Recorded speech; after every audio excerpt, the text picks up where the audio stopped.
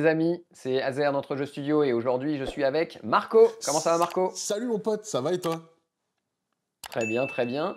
Eh bien, on va s'intéresser au retour de ma mamie. Ah non, pardon, de la momie. Retour de la momie, puisque nouvelle boîte de monstres qui est sortie et c'est notre troisième vidéo sur le sujet. On a fait Dracula, on a fait le loup-garou et là on attaque Encantu.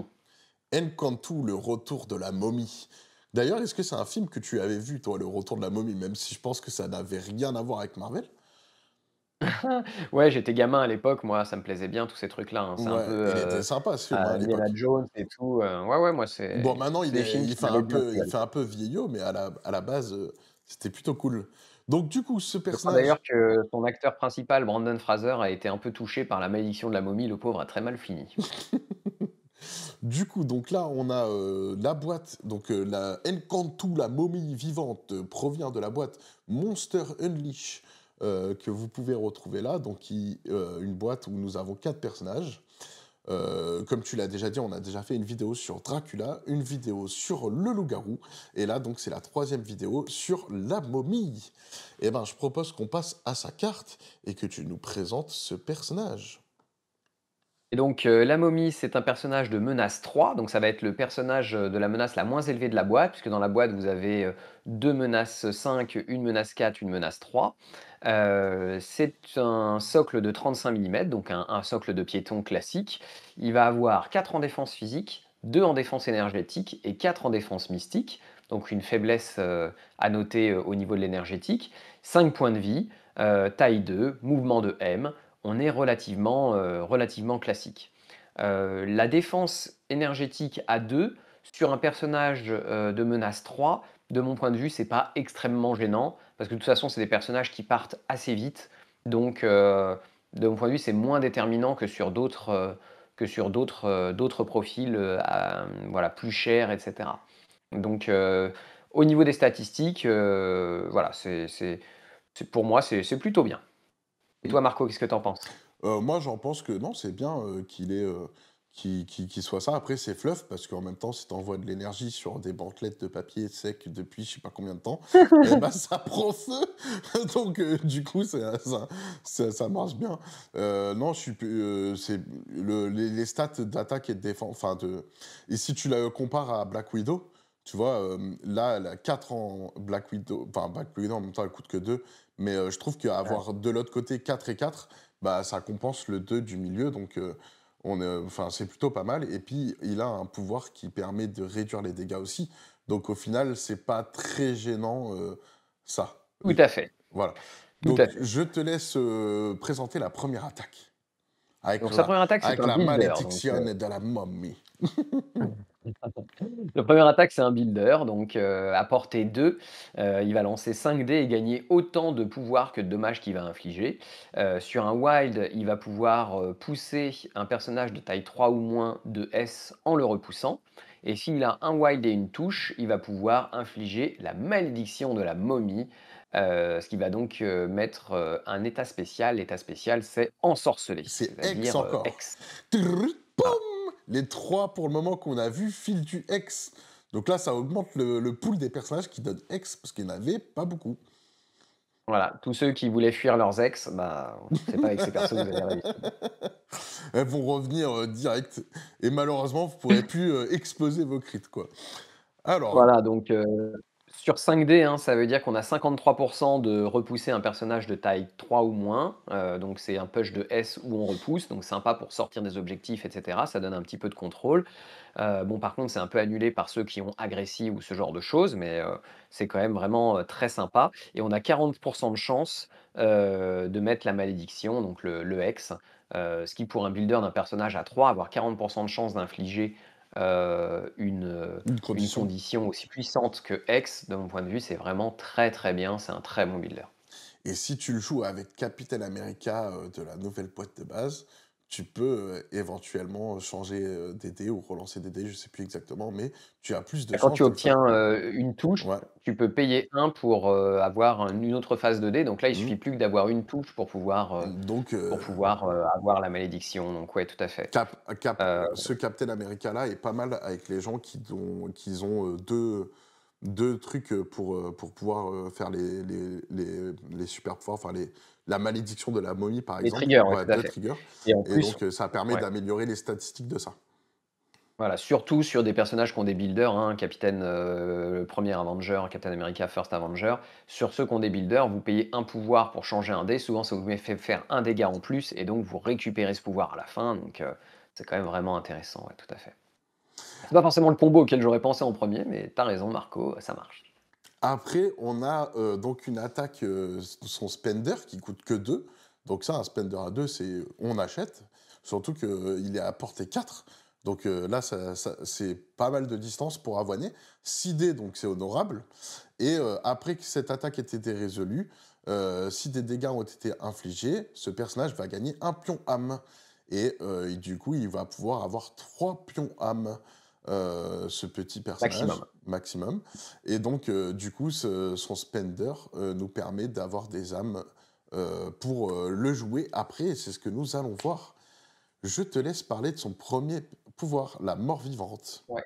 Juste, je reviens sur le spender. Le spender, c'est du mystique, Hmm. hein, et apporter 4 idées, comme tu l'as dit, pour un personnage à 3, c'est Moi, excellent. c'est pas mal. Très grosse portée, facile à sortir, 6 dés et donc la condition, c'est d'infliger des dommages pour pouvoir gagner une âme capturée, mais avec 6 dés en mystique, normalement, ça passe, quoi, hein. Hmm.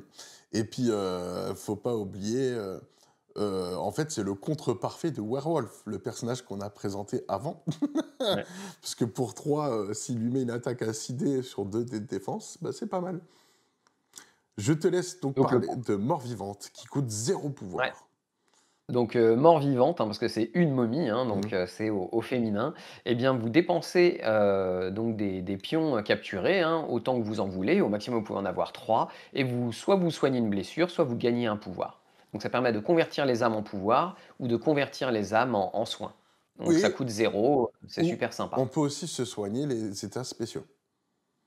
Exactement, tout à fait. Tu peux aussi te retirer les états spéciaux, donc face à des apocalypses, ce genre de choses, c'est des choses qui sont extrêmement utiles, même si, on verra à la fin qu'elle a quand même, des immunités pardon, à 3 états spéciaux, donc Mmh. l'hémorragie, l'ensorceler et le poison. Elle peut quand même, par exemple, avoir, d'autres états comme, le stun, comme, le choc, ce genre de choses, donc c'est tout à fait utile, ouais, tout à fait. Tu as raison Marco. Mmh. Après, on a son deuxième pouvoir, qui coûte encore 0 pouvoir, donc à mon avis, il faudra dépenser des pions. Renforcement de mort-vivant. Tant que ce personnage attaque, à la fin de l'étape modifier les dés, il peut utiliser ce super pouvoir. Dépenser un ou plusieurs pions âme capturés, donc maximum 3. Pour chaque pion âme capturé, ainsi dépensé, ce personnage peut compter un résultat crâne de son lancer comme étant un wild pour le reste du lancer d'attaque. Donc ça, c'est Tout à plutôt fait, pas donc mal avec sa première attaque, justement. tout à fait, absolument, hein, vous ça augmente nettement les chances du coup de pouvoir, obtenir, la malédiction de la momie, Ou et même c'est à le la fin de pousser, la phase de ou même le pousser. modification des dés, donc c'est vraiment très bien, quoi. Mmh. Très, très bien. Donc Ouais, ouais, même le push, hein, absolument, tu as raison, parce qu'à partir du moment où tu as un crâne, tu fais le wild, donc soit ça peut même des fois trigger les 2, hein, à la fois la malédiction de la momie et puis à la fois la le pêche. Mmh. et puis et sinon, tout simplement, ça transforme un échec critique en dégâts, hein, Mmh. sur le spender, sur le builder et ça évite que Loki puisse vous mettre, un petit dégât en passant, puisque Loki 2 peut mettre des dégâts à ceux qui font des crânes, donc voilà, comme c'est à la fin de la phase de modification des dés et ben, du coup, il y a plus de crâne, c'était le seul crâne, bah, il y a plus de crâne à ce moment-là, hein, Mmh. donc Et puis, ça compte aussi en succès, les crânes pour Loki, pour ses défenses. Donc là, ça le compte pas aussi tout en à fait. défense. Hem, Voilà, donc tous les persos comme ça où il y a un peu des mécaniques de crâne, bah, du coup ça la contre aussi un petit peu, ouais. donc comme on l'a dit, malédiction alchimique de Nephrus, quand ce personnage devait subir des dégâts, diminuer de 1 la quantité subie pour un minimum de 1. Donc ça, c'est génial, ça coûte rien, on réduit de 1, ce qui augmente quand même, la vie, du personnage, clairement. Ah ouais, pour moi, c'est énorme parce que sur ses défenses physiques et mystiques, c'est quand même un personnage à 3 qui a 4 dés de défense Mmh. et sur sa défense énergétique, il a que 2 dés, mais en gros, il réduit de 1 jusqu'à un minimum de 1. Donc c'est comme si Mmh. vous aviez une victoire. Enfin un voilà, Un dégât tanké. un dégât tanké. Un dégât tanké pour moi, c'est presque mieux que 2 dés de défense lancés, hein, donc voilà. Alors c'est vrai qu'il y a un minimum de 1, mais malgré tout, pour moi, c'est quelque chose d'absolument excellent. Surtout qu'on veut, hein, que, la momie soit blessée, on veut qu'elle gagne du pouvoir pour pouvoir utiliser sa carte tactique qu'on va voir tout à l'heure. Mmh. Et donc du coup, après autre chose, collecteur d'âmes d'Anubis. Donc là, en fait, quand notre personnage, donc nos personnages, comme ceux de l'adversaire, est Tout à fait. sonné ou mis KO, ce personnage gagne un pion âme. Et comme on l'a dit, ce personnage ne peut avoir au maximum que 3 pions âme capturés en même temps. Donc à chaque fois qu'il va se passer quelque chose, bah, on va stuffer notre petit Encantu qui va pouvoir relancer des dés, va pouvoir se soigner, etc. Donc avoir des pions âme, Gagner on du aime. pouvoir aussi grâce Mmh. aux âmes, tout à fait, ouais. Donc on aime, on aime, on aime. Ouais. Immunité, on l'a dit, bleed, hex et poison. Donc bon, bah, Moi, c'est je trouve plutôt que pas mal. c'est vraiment une carte pour moi qui colle à 100 au fleuve de la momie. Il y a la malédiction, il y a le côté mort-vivant, il y a le côté hyper dur à buter, Mmh. il y a le côté je collecte les âmes. Moi, je suis, complètement conquis. On va regarder quand même si il y a une différence sur la version blessée, mais il me semble que non. C'est Alors, bah, exactement. si la différence que tu vas pouvoir retrouver, c'est, l'illustration, hein, Ouais, magnifique et c'est la seule chose qui change, ouais. Mmh. ça marche. Et donc on va parler de sa carte tactique qui lui est dédiée, et c'est au service d'Anubis. Je te laisse nous Exactement. présenter cette petite carte. Eh bien, en fait, Nkantou pendant son tour, hein, va, dépenser, 2 pouvoirs et il va pouvoir faire l'attaque, ci-dessus. Donc ça lui coûte, son action d'attaque, hein, c'est pas une attaque gratuite. Il dépense 2 pouvoirs et ensuite Ou plus, précisons. ou plus absolument, minimum de pouvoirs et donc la portée de cette attaque va être équivalente au nombre d'âmes capturées qu'il porte sur lui. Donc s'il a une âme, c'est portée 1, s'il a 2 âmes, c'est portée 2, s'il a 3 âmes, c'est portée 3. Mhm. Donc, si vous le faites avec 3 âmes sur vous, portée 3, ça va toucher tout le monde, hein, c'est une aire d'effet. Le nombre de dés qu'on va lancer sur cette attaque mystique va être équivalent au nombre de pouvoirs qu'on a dépensés. Donc si par exemple on a dépensé 10 pouvoirs, on va faire une attaque à 10 dés sur tous les personnages qui sont à 3 en mystique. Mhm. Ouais. Je répète, hein, une attaque à 10 dés potentiellement si vous avez 10 pouvoirs. Allez, admettons que vous en ayez que 8, et ben ça fait une attaque à 8 dés à portée 3 autour de la momie. Si vous arrivez à sortir le wide et la touche, eh bien c'est la malédiction de la momie, chacun gagne le côté X. Mhm. Après, Après chaque attaque, hein. faut pas oublier que ça a porté 3 et que tous nos alliés, ils vont prendre un dégât. Parce que ça ne Ouais, mais protège t'imagines un pas peu. les alliés. Ouais, ouais, bien sûr, bien Non, mais il sûr. faut le Mais bon, pour préciser, moi, c'est c'est important. ouais, ouais, tu as raison, tu as raison. Mais voilà, je trouve que c'est, une carte qui est auto-include avec la momie.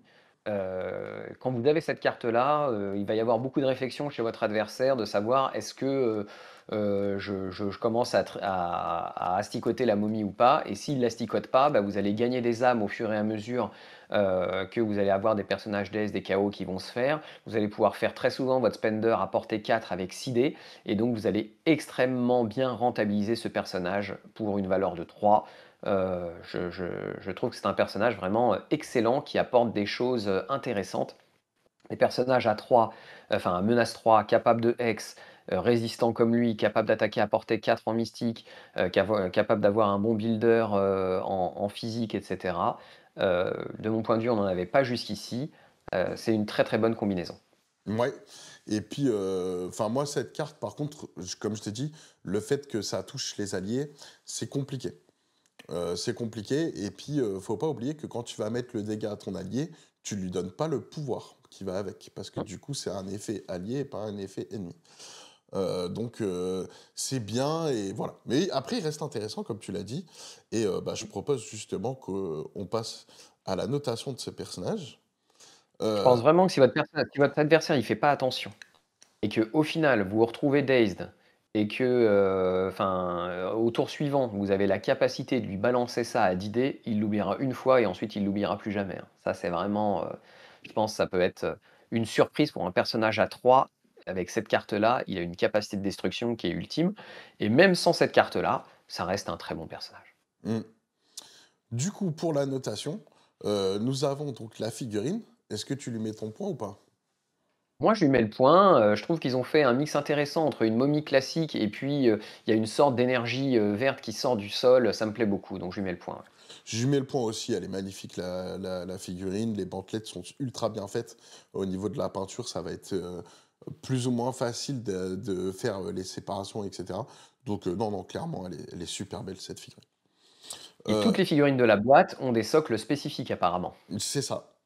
Donc, c'est des socles personnels enfin personnels, j'arrive pas à le dire. Bon, c'est des socles spécifiques, spéciaux, créés spécialement pour cette boîte. Tout à fait. Au niveau de sa carte tactique, est-ce que tu lui donnes le point ou pas? Ah, je lui donne clairement le point. Moi, je vais lui donner qu'un demi-point, hein. J'aurais préféré parce que c'est une carte tactique qui coûte cher. Donc comme tu l'as dit, tu as parlé de 10 pouvoirs, tu as parlé de 8 pouvoirs. Donc c'est intéressant qu'on dépense les pouvoirs. Pour pouvoir la stuffer, pour que ce soit intéressant, il faut aussi qu'on ait, 3 pions âmes. Donc on ait bien préparé notre personnage en amont. Donc j'ai peur que, un, ça puisse être difficile de le préparer avant qu'il soit mort et 2, le fait qu'on touche nos alliés, ça me pose vraiment problème. Donc même si c'est intéressant, le petit allié, surtout que si on va dépenser 10 pouvoirs ou 8 pouvoirs, bah, j'aurais préféré qu'ils soient un peu immunisés à l'attaque. Donc c'est un peu Mais dommage. Marco, c'est le principe, même si tu butes tes alliés avec ça, il va récupérer des âmes. Donc du coup, je lui mets que un demi-point.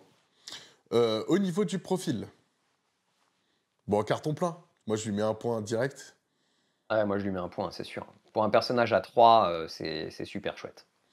Bon, bah, pour changer la méta, est-ce que ça va changer la méta? Bon, je peux. Ouais, moi enfin, changer la méta, en tout cas, il va bien s'insérer dans la méta, donc je pense Mais un on peut lui demi-point. mettre un demi-point. Donc, je lui mets aussi un demi-point. Ouais, moi j'ai bien envie de la jouer en Hellfire Ouais, Club, bah hein, cette ça, je petite sais que momie t'as bien là. envie de la jouer là. T'es tout content là sur la momie. Euh, Mais j'ai envie de jouer beaucoup de nouvelles figurines qui sortent là, dans cette boîte-là, dans d'autres boîtes, donc le les va falloir être sélectif. Et C'est ça le plus l'intégration dur. dans les rosters, bah clairement. Là, c'est un personnage à 3 qui a pas mal de choses pour lui. On peut le voir un peu dans toutes les teams en vrai. Ouais, sachant qu'on n'a pas parlé du coup de ses, affiliations, hein, Mhm. mais elle est bien sûr, donc elle peut rentrer dans l'affiliation de Dracula puisque, tout le monde peut rentrer dans l'affiliation de Dracula et puis elle est affiliée également, Midnight Sun, je crois, hein. Midnight Sun, ouais. Ouais, ouais, elle est Midnight Sun, Eh ben, je te confirme. fils de minuit, effectivement. Mmh. Donc, du coup, bah, est-ce que tu penses qu'elle va être jouée sur cette affiliation? Est-ce que Bah, moi, je pense que l'intérêt d'avoir franchement, un je pense bump qu'il y a 1, des ouais, bah, ça te met un personnage à 3 dans la file aussi.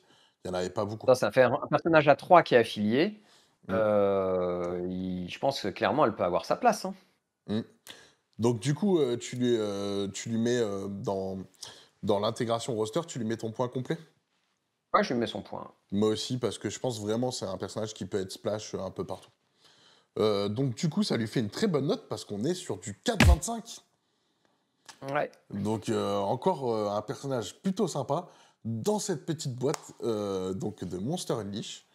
Et je propose, bah, on rappelle qu'on a un partenaire. Donc là, c'est aussi, vous avez Jarvis, parce que j'ai vérifié pour Fils de Minuit, c'est noté sur Jarvis. Et merci à Draken Ouais, qui nous fait excellent titre de cette builder, belle hein, base bravo de Dracaen. données. Et après, nous avons donc Maxirev, notre partenaire, là, qui propose cette boîte. Donc actuellement, elle est en précommande quand on tourne la vidéo, mais elle sera certainement sortie quand cette vidéo sortira. Et vous avez donc un prix de 48,80 € sur une boîte de 4 personnages. C'est vraiment pas cher.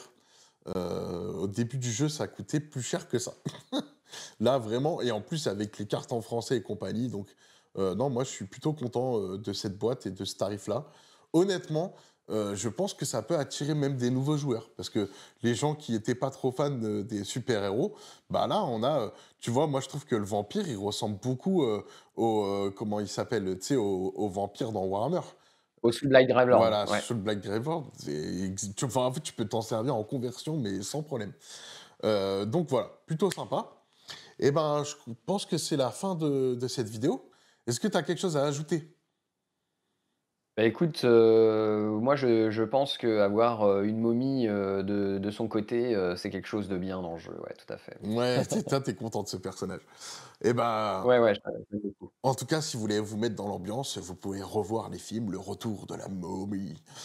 Et bah, moi, j'aimerais bien que dans les commentaires, certaines nous disent si, bah, comics on retrouve, cette momie, parce que si elle est quand même là-dedans, c'est qu'on les retrouve aussi dans Marvel et j'ai pas, connaissance de qui est ce personnage en réel dans les Marvel, donc n'hésitez pas à nous fai partager ça dans les commentaires. J'avoue que moi aussi, j'ai croisé aucun de ces monstres-là dans les comics. Alors j'ai sûrement moi, j'ai pas une grosse culture comics, hein, mais à mon époque, oh, c'était il y a longtemps! Enfin voilà, dans les années 90, je les avais pas croisés, quoi. Et ben, en tout cas, je vous remercie. N'hésitez pas de vous abonner, de d'activer la cloche pour avoir des nouvelles notifications et de liker et de commenter cette vidéo. Et puis nous, on se retrouve à très bientôt pour, Frankenstein, le À monstre. bientôt! Ciao les amis.